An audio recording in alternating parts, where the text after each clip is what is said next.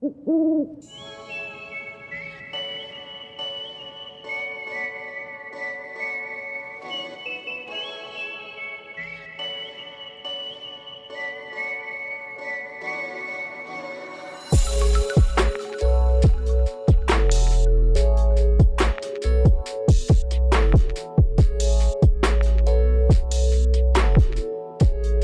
everyone, welcome back to another episode of the Owl Talk podcast. I'm your host, Jacob Camilleri. This week, we have the pleasure of chatting with the undergraduate members of Theta Chapter at Penn State to discuss their involvement with THON, the largest student-run philanthropy in the world. Joining us are Zachary Michael, Pat Doherty, and Matthew Klein. Welcome, brothers. Glad to have you guys on the podcast. Thank you. Happy to be here. Pleasure. Awesome, man. So, for those who may not know what THON is, can you guys give us some insight into what THON actually is? Yeah, so I can take this one. THON was started in 1973, so this was our 51st year involved in philanthropy. And we have a sole beneficiary, the Four Diamonds Foundation, in which we raise funds for them to support pediatric cancer research and to help out families in need who are struggling with pediatric cancer. So we've been paired with them since 1978, I believe. And in that time period, raised over $200 million to support families. And Four Diamonds is able to donate between 95 and 96 cents of every dollar fundraised to those families. So it's a great cause. And Sigma Pi has been involved for a while. We have fundraising records back to 2005 when organizations really started getting involved with it. And over the past few years, we've made a great effort to try and boosts our philanthropy efforts, and THON's a great way to do so between the school and state college community. So it's been a pleasure for us to kind of take part in that and play a bigger role in supporting pediatric cancer research. Great to hear. What would you guys say is, the role that Sigma Pi plays in this event? I could take that, Jacob. Definitely, the entire school and community comes together through this weekend to not only support the families that are there, as well as the families that aren't there to make it, either in treatment or those that have passed. Sigma Pi specifically comes together with Delta Zeta, our parent sorority, and it's a year-long effort of fundraising through hosting different events, chapter-wide, as well as with other fraternities and sororities here on campus, to help fundraise as much as we can to really have an impact in the weekend itself. Luckily, this year we were able to boost our fundraising efforts and raise the most amount of money that Sigma Pi has ever raised for THON. It not only teaches the brotherhood how to come together for a cause larger than themselves, but also that every dollar and every penny that we raise truly does have an impact, whether it be through musical therapy for these children or real treatment, gas bills for the families to go to and from the hospital, hotel stays, food vouchers, whatever it may be. It allows the opportunity for our brothers to see the impact that they really have on a child's life. And I would like to elaborate that on a little bit as well, where one thing that makes it really personal for a lot of the brothers is that every organization also gets paired with a family of a child going through cancer. So we get to communicate and interact with these children that are going through some of the most painful moments of anyone's life, and we're able to provide them with kind of a distraction of all the horrors they've seen in their life. So brothers get to see how their own efforts can help a child enjoy their own childhood. I think that's awesome that you guys are, partnered directly with a family and can, like you said, really see that impact that you guys are making directly with that family. That's really awesome to hear. So how much would you guys say that the event raised this year, and what was the amount that the chapter put in to do their part? Yeah, so this year, THON broke a new record for fundraising, capping just over $15 million, which is amazing.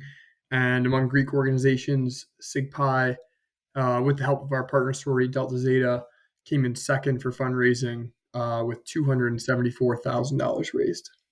Wow, that's really amazing to hear, guys. Awesome work, and congratulations on second place. That's really cool. Appreciate it. Thank you. So if you guys could give any advice to chapters across the country who are looking to raise money for philanthropic efforts, what kind of advice would that be? So I can take this first and hand it off to Matt. I think the biggest thing is kind of differentiating your events where it's not just, hey, give money to this cause, make it an event where people can enjoy themselves and donate money. So, for example, Pat and Matt both did a great job of setting up golf outings and things that go beyond just our chapter house, getting brothers out of the house where they can go to different events and see new venues. And that's also plays in part with the families because then we invite the families to these events as well. And in addition to that, I think a lot of it comes down to determination. Patrick, myself, Zach, and our entire executive board for THON this year really put in the effort from day one, realizing that it's not a month, it's not a week, it's a year-long effort of hard work and determination to get to that goal of raising that much money and seeing the benefit and impact that we have on these families. I think, as Zach said, thinking outside the box, really encouraging brothers to get up, get out, move around, um, as well as having events that encourage them and giving them a pat on the back as well throughout the year. It's accumulation of everyone's hard work and really encouraging the brothers day in and day out to keep up and keep going at it allows them to feel confident and feel proud of the work that they're putting in every day. Yeah, and I would also say that even on a broader note for philanthropy efforts, we always talk about in our chapter the idea of you're going to be a member, active member of the chapter for 2 or 3 years. And when you graduate, it's kind of going to be left in someone else's hands to pick up where you left off. So we're all going to gain experiences from being a part of Sig Pi and being brothers. But when you leave, you want to be able to kind of look back and say, I left this place a little bit better than I found it. And when you preach that message to all of our active members, we have over 100 brothers, right? So if you get people to buy in on this idea of let's leave the place better than we found it, and people actually strive towards making that a reality, whether it's doing things for the house, doing things for philanthropy, however people feel like they're going to make the biggest impact by getting involved, it really does make a difference because you can see that we have over 100 brothers, and this year our participant average for fundraising was almost $1,000. It was $980 per participant. So when you get that many people involved, you can make a great impact. Like our largest donation was only about $5,000 this year, but when you take that into account for $274,000 raised, that's really a small penny, right? So that means that everybody's getting involved, trying to make a difference, and I think that speaks volumes to the chapter and organization in general. I'm going to piggyback a little bit off Pat there because I, for one, can attest to leaving the place better than where you found it, especially in relation to the fraternity, as where I'm only a junior and both Pat and Matt are seniors, and they were both in executive roles last semester, and they always preached to me as I was learning my new roles, especially as Sage, where it's not going to be those two or me who see the biggest difference. It's the kids that come in 4 years from now and they can talk about the culture that we created within this house. And that's what kind of keeps our chapter going. It's that I always say in our chapter is that you want to make this place somewhere you want to bring your family back to in 20 years. And that all goes back to this isn't a fraternity for 4 years. This is a fraternity for your lifetime. And I always say it's not these 4, it's the next 40. And if I'm broken down somewhere on the side of the road 50 years from now, I can just find out where I am. And if a brother lives in that area, I know I can call him and he'll come pick me up immediately. Yeah, that's definitely excellent advice, gentlemen. I agree wholeheartedly with everything that was said, and really great to see that majority of brothers were involved in the fundraising process. When everyone comes together, we are able to do tremendous things. So really great to see that. Yeah, I mean, it's amazing that you can have that many people who are actively participating, because when you see a number like 274, that's not something that me or Matt or Zach can do by ourselves, and even the three of us can't do it together. It really does take a small army. So just proud of the guys to see that everybody stepped up. And THON itself is a 46-hour dance marathon, right? So all of our fundraising efforts culminate in this big party. And when you really break it down like that, it is just one big party for the weekend. Everyone's smiling, laughing, having a great time on the dance floor. And it goes to show that we're doing something good and people are really benefiting from it. Yeah, and I hope that any chapters that are, listening to this podcast, that you guys take some of this advice that they have given and run with it. right? Everything on your chapter may be a little bit different, but the advice that has been given here today is great advice and can really help you guys in your philanthropic efforts. Yeah, I mean, philanthropies are great places for Greeks to make a difference. Like our chapters are huge. We have a lot of people who have caring hearts and outreach across the country. So no number is impossible when it comes to fundraising, and especially when you're doing it for such a great cause. I think if everybody's willing to put in the time and effort, you're going to reap great benefits from it. And always And remembering that every dollar matters, every penny, every cent. It all comes together at the end, right? You can only get to such a high number by scraping together those dollars here and those dollars there. So never, always taking it as a goal, right? A big picture of what you hope to achieve, but taking it day in and day out, one at a time. It's a year-long effort. It's not a week-long effort, like I had said earlier. So taking your chapter, bringing them together, and setting a goal, setting an accomplishment, and watching you climb that mountain. Uh, it really, it's a beautiful sight to see from the inside of the chapter. But as Patrick had said, standing for 46 hours in our basketball arena with 15,000 other people, seeing the $15 million sign come up at the end of the 46 hours of staying up straight, dancing on our feet, um, it gives you chills to really see the impact that we have.